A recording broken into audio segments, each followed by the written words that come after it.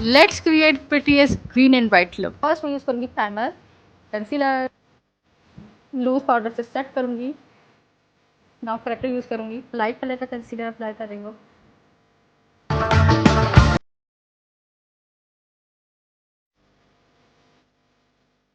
Green liner use करूँगी, use कर रही हूँ स्पार्कलिंग डस्ट, मस्कारा अप्लाई करूँगी, कर रही हूँ रोजी ग्लो क्रीम 01 शेड,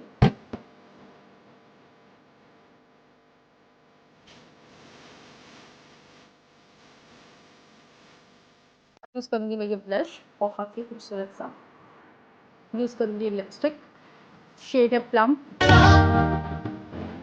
इस ट्यूटोरियल में मैंने सारे प्रोडक्ट ग्लैमरस फेस के यूज़ किए हैं। अभी ग्लैमरस फेस पर आज़ादी सेल लाइव है, अप टू 50% ऑफ। इसे जाओ ऑर्डर करो www.chaprabeautyshop.com से। Wishing you a happy independence day from the glamorous face family.